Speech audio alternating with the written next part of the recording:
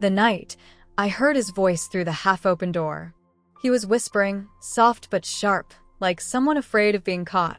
She doesn't know yet, by next week, everything will be in my name. My heart froze. He was talking about me.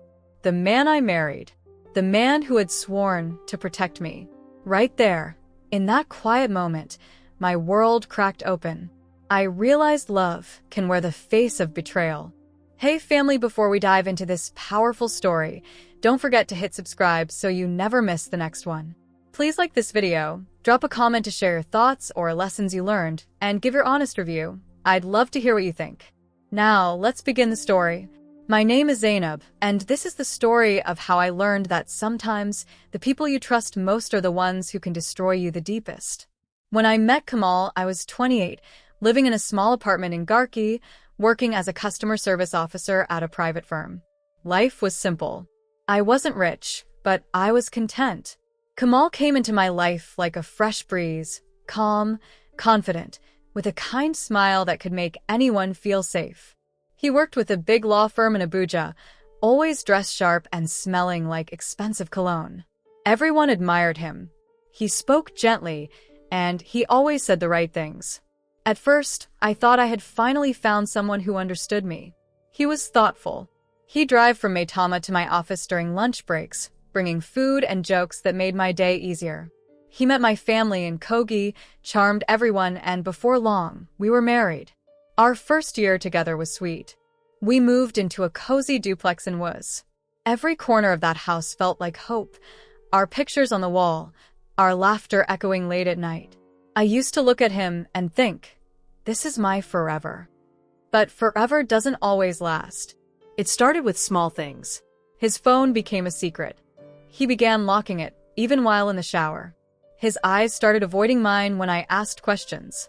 Work stress, he said, rubbing his temple. Clients are demanding these days. I believed him.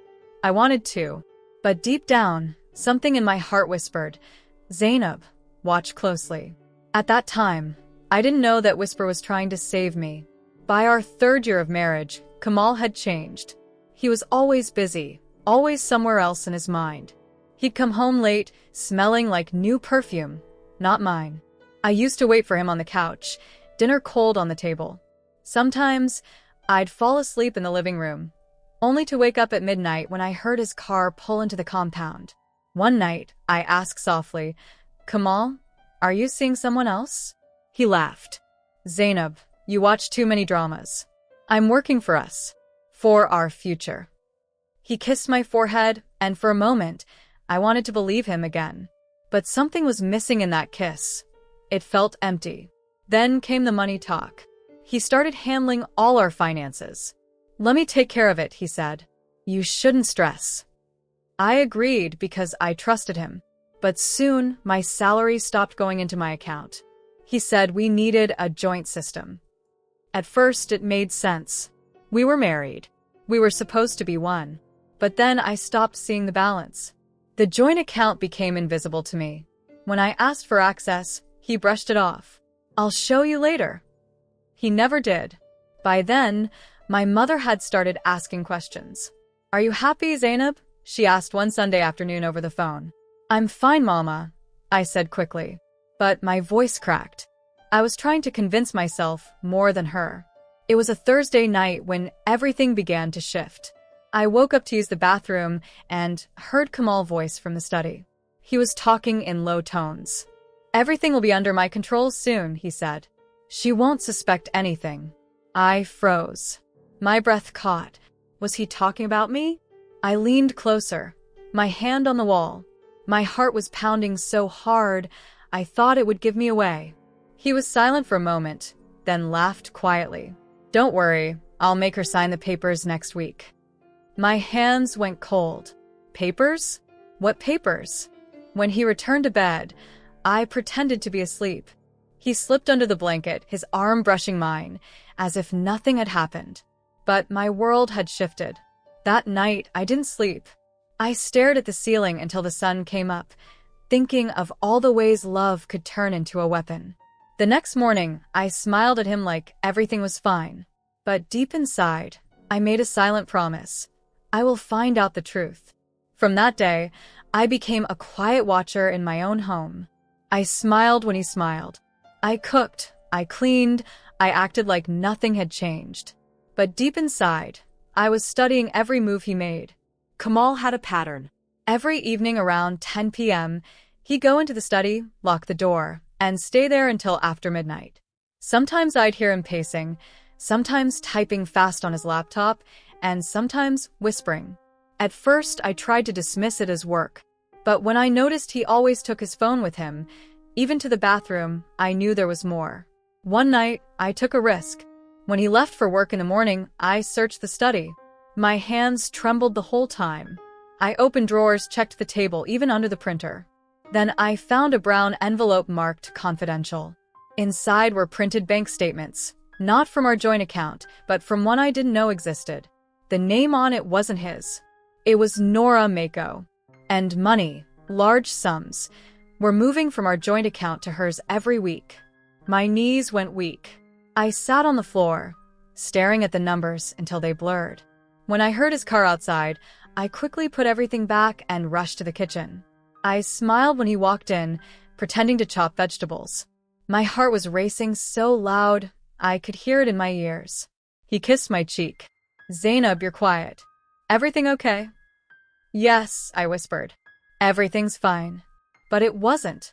That night, as he slept, I stared at his face under the dim light. The man beside me wasn't the same one I married. He was a stranger wearing my husband's skin. Days passed, but the image of that bank statement haunted me. I wanted to confront him, but fear held me back. What if he got angry? What if he became violent? So I decided to pretend longer, to learn more. I started keeping small notes hidden under my pillow. Dates, times, amounts transferred, strange calls. It felt like living in a movie, except this one was real, and I was the victim. Then, one afternoon, while cleaning, I found another clue. Inside the wardrobe pocket of one of his suits was a small flash drive. I plugged it into my laptop and found scanned documents, land titles, business papers, and my signature. But I had never signed any of those. That's when it hit me. He was preparing to transfer all our assets, our home, car, savings, into his name using forged documents. My stomach turned. I almost vomited. That night, when he came home, I couldn't even look at him. Every word he spoke sounded fake. "Zainab," he said, holding me, "you've been distant lately." I smiled weakly. "Just work stress." He believed me. When he slept, I cried quietly beside him. The tears weren't just from pain. They were from disbelief. How could love turn this cruel? I couldn't stop thinking about that name. Nora Mako. Who was she? A business partner? A friend? Or something more? The next morning, when Kamal left for work, I used his old laptop, one he hardly touched anymore. I checked his email. He had saved the password once and forgotten to delete it. I opened it with shaking hands. Hundreds of messages filled the screen. But there, buried between legal documents and meeting schedules, were dozens from Nora. They were not business emails. They were personal, Flirty. intimate. "Can't wait to see you tonight. She doesn't suspect a thing. Once she signs, we'll be free." I covered my mouth, gasping. The room spun. So it was true. He wasn't just cheating, he was building a future with her, using what we had built together. That afternoon, I called my friend Miriam, the only person I trusted. She listened quietly and said, "Zainab, don't rush. Let's plan this right. You need proof, real proof." That's when I decided I wouldn't cry anymore. I would gather everything I could and make sure he could never hurt me again. For the next few weeks, I became a detective in my own marriage. Every time Kamal left the house, I took photos of documents, receipts, emails, everything. I kept them on a secret drive hidden in my wardrobe. Meanwhile, Kamal was getting bolder. He started making strange calls in front of me, lowering his voice when I came near. He even brought Nora to Abuja for business. I found a hotel receipt in his car with her name. That night, I sat alone in our living room. I turned off the lights, just staring at the city through the window. I thought about all the times I had cooked for him, prayed for him, loved him. And for what? By the time the clock struck midnight, I made my decision. I would protect myself, whatever it took. A week later, he came home with a new folder in his hand. "Zainab," he said smoothly, "I need you to sign something. It's for taxes." My heart jumped. So this was it. He placed the document in front of me.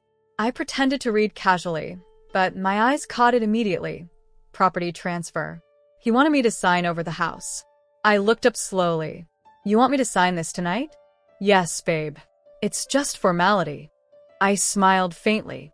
"Okay, let me get my glasses." I walked to the bedroom and quietly took out my phone. I snapped photos of every page before returning. Then I said, "You know what, Kamal? I'm too tired tonight. Let's do it tomorrow." He hesitated, then smiled. "All right, tomorrow then." The moment he went upstairs, I sent the photos to Miriam. She replied immediately, "This is fraud, Zainab. Don't sign anything. We'll handle it." That night, I didn't sleep. I was ready for the next move. The next morning, Kamal was different. Cold. Distant. He didn't even greet me. He just said, "I hope you're not planning to make this difficult."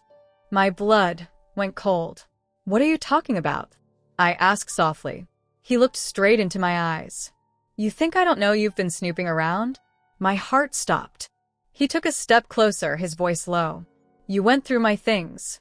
Don't ever do that again." Then he turned and left for work. That was the moment I knew the game had changed. He wasn't hiding anymore. He was threatening me. I called Miriam again.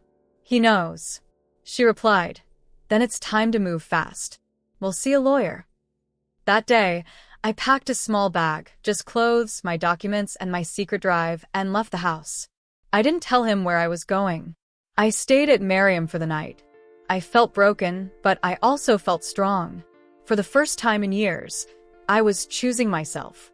By Monday morning, I was sitting in a lawyer office in Maitama, explaining everything. The lawyer, a calm woman named Mrs. Peters, listened quietly as I showed her the photos and statements. She nodded slowly. "Zainab, you've done well. He can't take anything from you now. We'll file for protection and freeze all joint accounts." For the first time in months, I felt a breath of relief. That evening, when Kamal came home and found the house empty, he called me dozens of times. I didn't answer. The next day, I received an email. "You can't win, Zainab. You belong to me." I deleted it without replying, because that was the day I stopped being the woman who begged for answers. I became the woman who fought back. The battle for my peace had just begun. The lawyer moved fast. By the next morning, papers were filed, the joint account frozen, and an order served to Kamal firm. I sat in Mrs. Peters' office watching her type, her fingers quick and calm. "You'll need to stay away from him until this settles," she said. "I don't even want to see his face," I whispered. Leaving her office that day felt strange. The city looked the same, busy taxis, street hawkers, the heat, but I was no longer the same woman walking through it. Miriam squeezed my hand. "You did the right thing, Zainab." I nodded, though my chest still felt hollow. That night I called my mother and told her everything. She didn't shout. She just sighed deeply. "My daughter, I warned you to listen to your heart, but thank God you found courage." Her words settled in me like soft rain. Kamal struck back faster than I expected. The next morning my phone buzzed with messages from colleagues. "Zainab, what's going on? He said you stole from him." My knees almost gave out. I opened social media and saw a post from one of his friends, hinting that I had embezzled family funds. For a few minutes I just sat there, shaking. Then Miriam said, "Let him talk. The truth will stand." But I cried anyway. Not because of the lies, but because of the shame. Abuja gossip spreads faster than Harmattan fire. That evening Mrs. Peters called. "Ignore the noise. We'll send a cease and desist letter tomorrow." I thanked her quietly. In the silence that followed, I realized Kamal wasn't just fighting for money. He was fighting for control. The legal letters went out, but so did more rumors. Someone even came to my office pretending to be from an audit firm. When HR confirmed it was fake, I knew Kamal was desperate. I stopped sleeping well. Every sound made me jump. Miriam noticed. Zainab, fear gives him power. You can't live like this. She was right, but fear is a stubborn guest. It doesn't leave easily. One evening, while packing away documents, I found an old wedding photo of us smiling. I almost tore it, then stopped. Instead, I slipped it into a file marked evidence. I wasn't keeping the picture for memory. I was keeping it as proof of what I survived. The first court appearance was a blur. Kamal sat across from me, clean suit, calm face, the same fake smile. He looked at me like he still owned me. Mrs. Peters whispered, "Don't speak unless you must. Let him expose himself." He did. His lawyer spoke of a selfish wife and hidden assets. When my turn came, Mrs. Peters handed the judge the bank transfers, the emails, the fake property forms. The judge's eyebrows lifted. Kamal's smile cracked for the first time. Walking out of that courtroom, I felt the first small taste of justice. It didn't erase the pain, but it reminded me that truth has its own timing. After court, I moved into a small apartment in Jabi. It was tiny, just one bedroom and a balcony, but it felt like freedom. I bought a plant and named it New Beginning. I spent evenings on the balcony watching the city lights. The quiet no longer scared me. It felt like healing. Miriam visited often, bringing food and laughter. Sometimes she'd say, "You look lighter." And I'd smile because she was right. I was learning to live again piece by piece. Just when things seemed calmer, Kamal filed his own case, claiming emotional abuse. When I read the papers, I laughed for the first time in months. It was ridiculous. Mrs. Peters wasn't amused. "He's trying to drain your strength, but we'll handle it." We gathered witnesses, Miriam, a few colleagues, even my driver who once overheard his threats. The day of the hearing, Kamal's eyes fell apart. Every witness contradicted him. The judge warned his lawyer about wasting time. Outside the courthouse, Kamal looked at me and muttered, "You'll regret this." I met his eyes and said softly, "No, Kamal. I already did. I'm done regretting." Weeks passed without drama. I started going out again, markets, small cafes, even church with Miriam once in a while. People still whispered, but I stopped caring. At work, my focus returned. My boss called me in one day and said, "Zainab, we're proud of how you've handled everything. There's a promotion coming." I smiled for real this time. It felt good to be recognized for something other than pain. That night, I bought suya from the roadside and ate it on my balcony, watching children play below. For the first time, Abuja felt beautiful again. One night my phone rang at midnight. Unknown number. I answered, and heard his voice. "Zainab, please. I made mistakes. Let's fix this." For a moment, the old part of me wanted to cry. But then I remembered everything. The lies, the threats, the fear. "I forgive you," I said slowly. "But there's no us anymore." He went silent, then hung up. After that call, I sat awake for a long time. The forgiveness wasn't for him, it was for me. It was how I closed the door completely. Months later, the court gave its verdict. Kamal's claims were dismissed. The judge ordered him to pay all legal fees and apologize publicly. As the judgment was read, I felt tears slide down my face, not of sadness, but release. Outside, Mrs. Peters smiled. "It's over." I nodded. Yes. Finally. Kamal walked past me without a word. For the first time, he looked small. Not the giant who once towered over my life, just a man who lost everything he tried to steal. Back in my apartment, I stood before the mirror. The woman staring back wasn't the scared wife who once hid in silence. She was strong, calm, free. I whispered to her, "You made it." Then I opened the window. Breeze brushed my face, carrying the sound of distant traffic and laughter. I realized peace doesn't come suddenly. It grows quietly, like a seed that finally finds sunlight. I picked up my phone and typed the first line of my journal. "My name is Zainab. I lost everything, but I found myself." And that, for me, was enough. The day I signed the divorce papers, I felt hollow. The same man who once held me like I was his world now looked at me like a stranger. There was no apology in his eyes, no sadness. Only pride. We sat in a small office in Area 11. The lawyer handed me a pen. My hand shook as I wrote my name on the last line. Kamal tapped his phone, not even looking at me. When it was over, I stood up slowly. My knees almost gave way. "You win, Kamal," I said softly. He smiled without warmth. "It was never a game, Zainab. You just didn't understand the rules." His words burned like fire inside me, but I didn't let him see me break. I walked out with quiet dignity, even though my heart felt like ashes. That evening, I went back to my mother's house in Kogi. I cried for hours, not because of the papers, but because of the years I could never get back. When I reached home, Mama didn't ask many questions. She just opened her arms and pulled me close. "My daughter, you're home. That is what matters." Her hands smelled of palm oil and wood smoke. Her embrace was the first real comfort I had felt in months. For days, I slept like someone recovering from an illness. Mama would cook and sit beside me, telling me stories about when she was young, how she too had once been betrayed but lived again. One night, she said, "Zainab, sometimes God allows storms to show us who is never meant to shelter us." Those words sank deep into me. I began to breathe differently. I started to walk in the early mornings, letting the sun touch my skin. Slowly, I began to remember who I was before Kamal. After 3 weeks, I returned to Abuja. I didn't want to hide anymore. The city that once witnessed my pain would now see my rebirth. I moved into a small apartment in Kubwa. It wasn't fancy, but it was mine. I bought new curtains, arranged my few things, and told myself, this is the beginning.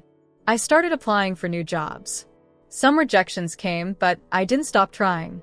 Each day, I would look in the mirror and say, "Zainab, you are still standing."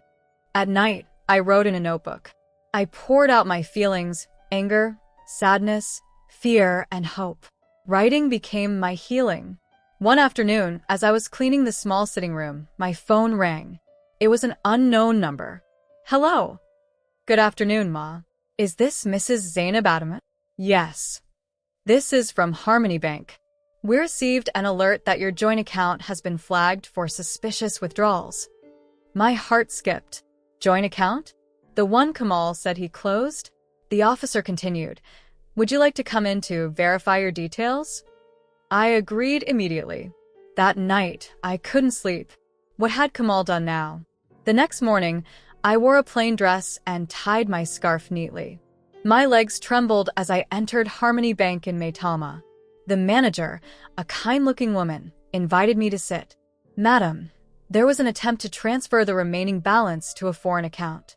We stopped it because your name is still listed as co-owner." I felt dizzy.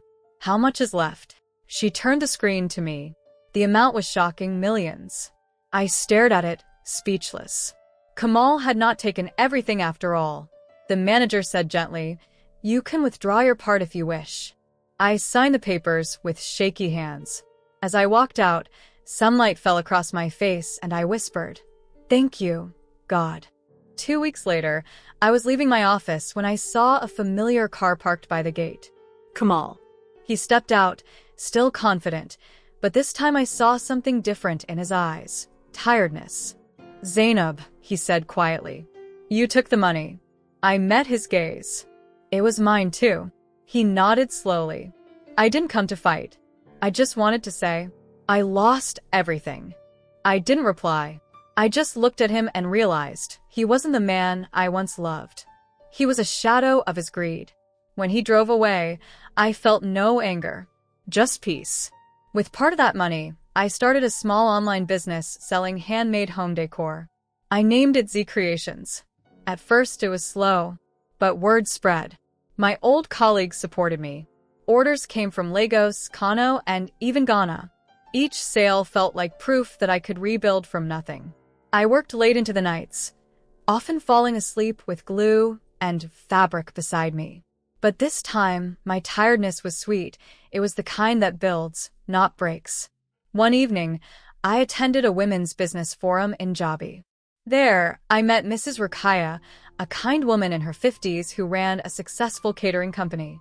She listened to my story quietly and said, "Zainab, don't just survive. Teach other women how to stand too." Her words stuck with me. She began to mentor me, helping me structure my business properly. Through her, I learned to dream again, not as someone's wife, but as myself. Soon, I started holding small gatherings in my home every weekend. Women came, some crying, some broken, all searching for hope. We shared stories, laughed, prayed, and supported each other. I called the group Sisters Who Rise.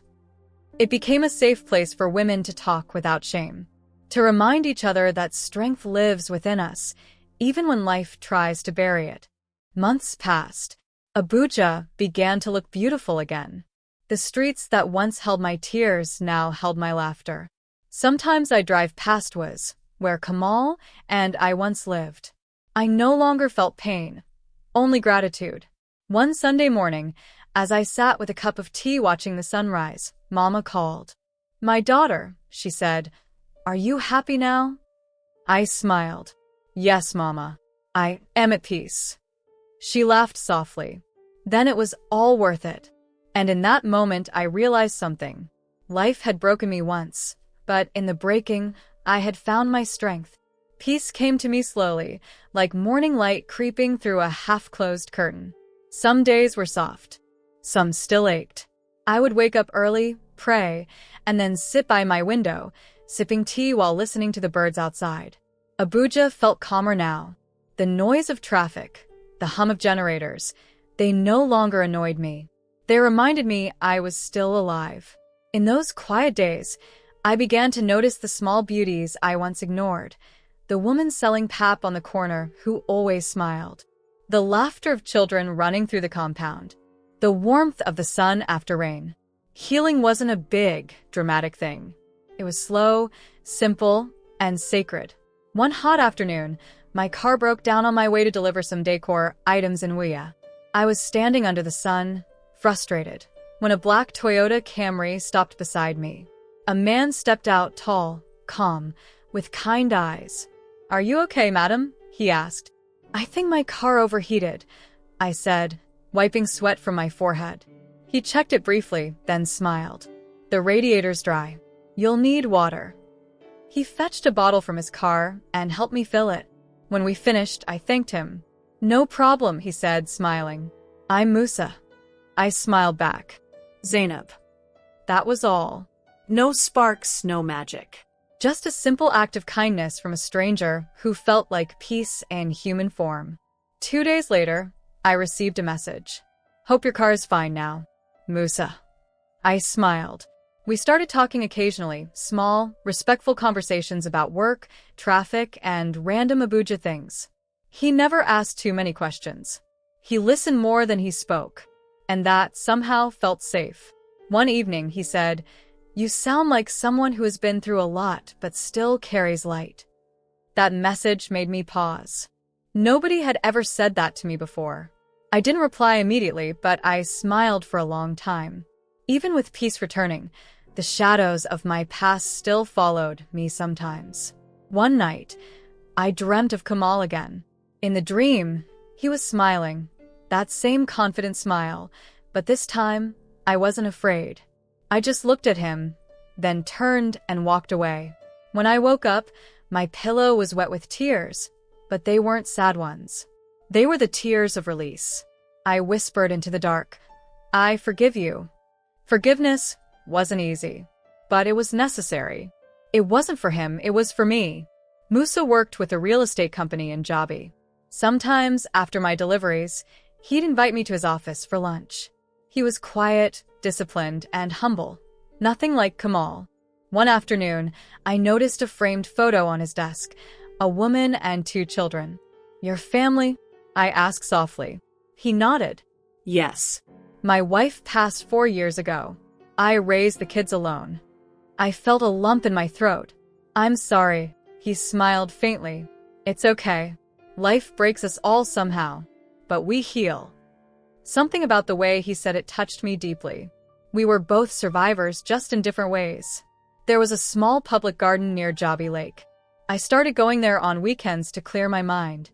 One Sunday, I found Musa there too, sitting quietly with his children, a boy and a girl.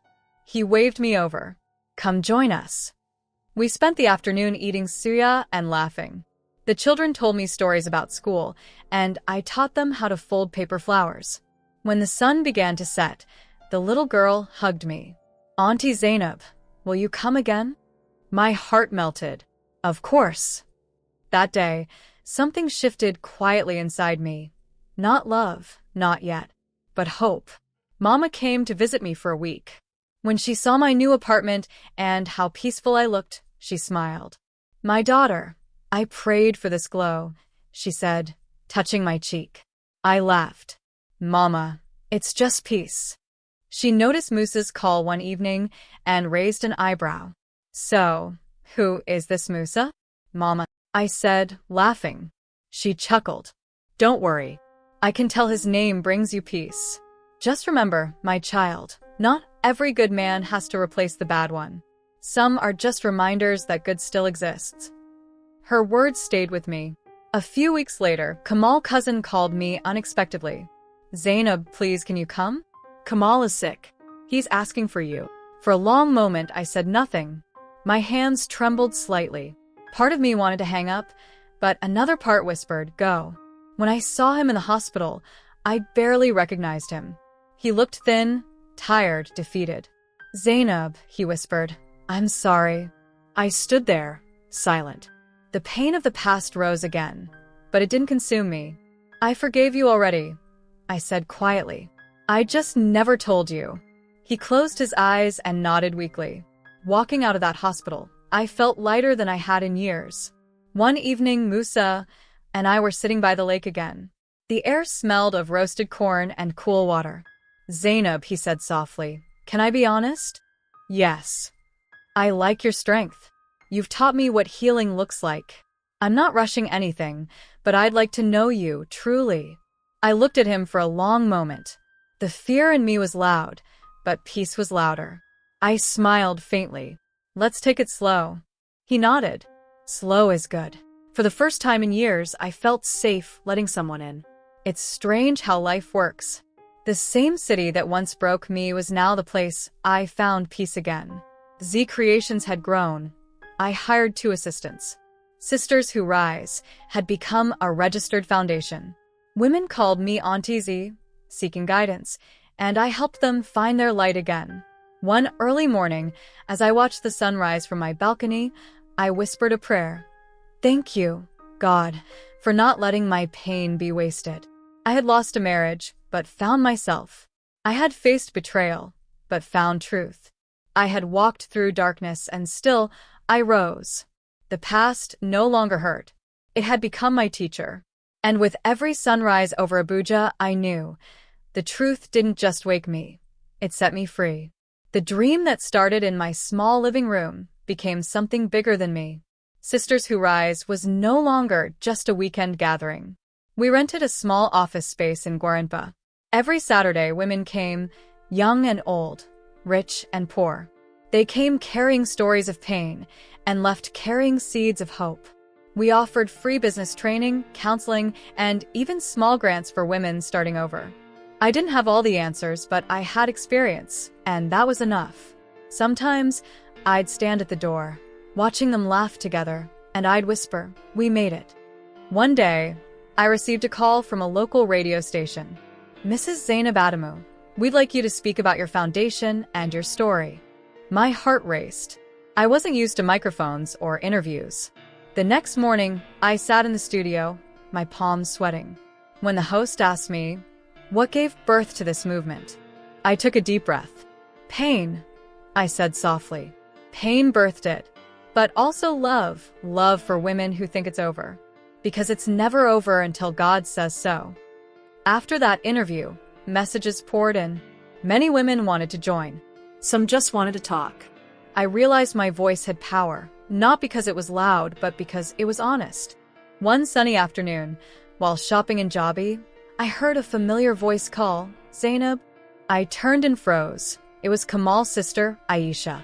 She hugged me tightly, tears in her eyes. You look beautiful, Zainab. I'm so sorry for everything my brother did. I smiled gently. It's all in the past, Aisha. Don't worry. We sat at a cafe and talked for an hour. She told me Kamal had moved to Kaduna, living quietly, trying to rebuild his life. As I listened, I realized forgiveness wasn't just a word, it was freedom. Musa and I continued to grow closer. He never rushed me.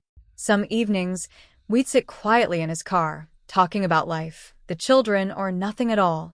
He would say, Zainab, you make peace look beautiful. And I would laugh shyly. You make patience look easy. He had a gentle way of understanding my silence. He never tried to fix it. He just sat with me in it. That was something Kamal never did. For the first time, love didn't feel like fire. It felt like shade. But peace doesn't mean life stops testing you. One morning, I received a letter. The landlord of our foundation's office was selling the building. We had 30 days to leave. My heart sank. We had no backup plan. I gathered the women that evening. Some cried, some panicked. I stayed calm on the outside, but inside I was shaking. Then Musa said something that changed everything. Zainab, maybe this is not an ending. Maybe it's an invitation to dream bigger. He was right. Within 2 weeks, we found an empty compound in Jabi, a bit run down but affordable. The women came together, cleaning, painting, laughing, singing. It felt like a festival. One of them, Hawa, said, Uneasy, this place feels alive already. I smiled, because we built it with our hearts. When we finally opened the new center, I stood before them and said, This house is proof that no one can evict your purpose. They clapped and danced. My eyes filled with tears. Musa children had grown fond of me. One evening, his son, Abdul, asked shyly, Auntie Z, do you like my daddy? I laughed, covering my face. Why are you asking? He shrugged. Because he smiles more now. Before, he was always quiet. That night, as I lay in bed, I thought about Musa and the slow love growing between us. It wasn't rushed, it wasn't perfect, but it was real. It was a calm Sunday evening. The foundation had just celebrated its 1-year anniversary. After everyone left, Musa asked me to step outside. He handed me a small wooden box. Inside was a simple silver ring. Zainab, he said quietly, I'm not here to erase your past. I'm here to walk beside you in your future, at your pace. Tears filled my eyes. I took a deep breath. Yes, Musa. But let's walk slowly. He smiled. Slow is perfect. Under the soft Abuja sunset, I said yes, not just to him, but to life again. Being with Musa was different. We didn't rush into marriage. We built friendship first. He'd visit sometimes with his kids, and together we'd cook, laugh, and share stories. The children began calling me Auntie Z. Every now and then, I'd catch Musa watching me quietly. When I asked why, he'd say, because peace looks good on you. It wasn't the loud, dramatic kind of love. It was steady, the kind that grows quietly like roots under the soil. A year later, I was invited to speak at a women's conference in Abuja. Hundreds of faces looked up at me as I stood on the stage, microphone in hand. I took a deep breath and said, I once thought my story was over when my marriage ended. But God was just turning the page. What looked like a loss was a lesson. What broke me also built me. The room was silent. Some women wiped their tears. Then I smiled and added, if you're walking through fire, don't stop, walk through it. Because on the other side, there's light waiting for you. When they rose to clap, I looked up and whispered, Thank you, God, for the pain that led me home. Our wedding was small, calm, and full of peace. No loud music, no crowd. Just a handful of close friends, Mama, Musa children, and a few women from Sisters Who Rise. I wore a cream-colored gown. Nothing fancy. Musa wore a white kaftan and that quiet smile I loved. As we exchanged vows, my heart was steady. I wasn't marrying to fill a void. I was marrying from fullness. When he said, I promise to walk beside you, not ahead of you, I felt tears sting my eyes. It wasn't a fairy tale. It was real. and real was enough. Marriage the second time was different. There was no rush to prove anything, no pretending to be perfect. We talked openly about everything, fears, memories, dreams. His children, Abdul and Samira, slowly grew closer to me. At first, Samira would keep her distance, quiet and watchful. But one day, she handed me a drawing of our family. She said softly, "Now we're four." I hugged her tightly. That moment, I realized healing doesn't just happen inside you, it happens around you too. Musa encouraged me to expand sisters who rise to more states. "You have something powerful, Zainab," he said. "Don't hide it in one city." With his help, we opened branches in Kano and Kaduna. I trained young coordinators, women who had walked through fire and still stood tall. During our launch in Kaduna, one woman stood and said, "Your story gave me courage to leave a violent marriage and start a new life." Thank you, Auntie Z. I cried that day because my pain had become someone's hope. But life is never without its shadows. One night, I received a call. Kamal had passed away. I sat quietly, holding the phone. Musa found me like that. He didn't say a word. He just sat beside me.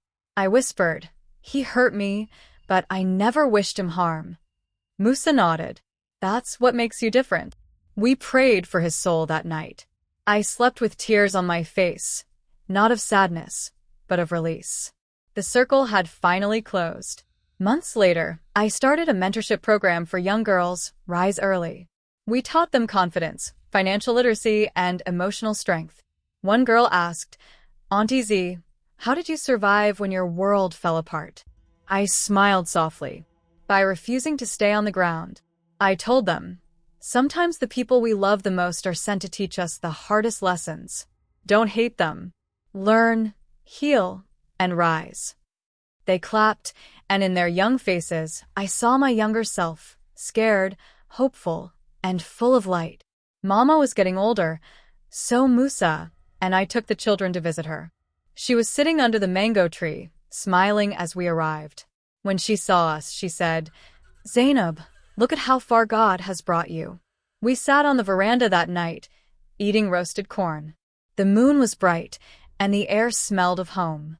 Mama turned to Musa and said, "Thank you for bringing peace to my daughter's heart." He smiled. "She brought peace to mine first." I held her hand and whispered, "Everything came full circle, Mama. Every marriage faces tests, even peaceful ones." When Musa lost his job unexpectedly, the house grew tense. He became quieter, sometimes distant. I knew that silence. I had lived through it before. But this time, I handled it differently. I sat beside him one evening and said, "We'll be fine. You don't have to face it alone." He looked at me, eyes full of tears. "Zainab, you're my strength." We prayed together, and slowly, his business picked up again. That moment taught me, real love doesn't run when storms come. It stays and builds a roof. 5 years later, we celebrated our anniversary with a small dinner at home. The table was full of laughter. Mama, the children, our friends from the foundation. After everyone left, Musa handed me a small gift, a framed quote that read, "What tried to destroy you, taught you how to rebuild." I smiled, tears blurring my sight. "You always know what to say." He kissed my forehead. "You always give me reason to." That night, I felt gratitude deeper than words could hold. One evening, I sat by my window, watching the sunset paint the Abuja sky orange. I opened my old journal and began to write. "Dear Zainab, you thought the end of love was the end of you. But look at you now. You built something from the ashes. You found peace, purpose, and love that doesn't hurt. Don't regret the fire. It purified you. Walk with your head high and never forget, you are the story, not the scar." I folded the letter and placed it inside the journal, a gift to the woman I used to be. One morning, long after the world had quieted down, I stood on my balcony again, the same spot where I once prayed through tears. The sun rose slowly over Abuja, golden and soft. I closed my eyes and whispered, "Thank you, God. You turned my pain into purpose." Behind me, Musa laughter mixed with the children voices. The wind carried the scent of fried plantain from the kitchen. The city hummed, alive and full of promise. I smiled and said to myself, when the truth woke me, it didn't just open my eyes, it opened my soul. And just like that, my story, born in pain, ended in peace. The end. So stay close, my friends. Turn on your notification bell and come back to watch more tales that will move your spirit and warm your soul. Until next time, thank you for watching, thank you for believing, and thank you for being part of this storytelling family. May your own story always find its peace. God bless.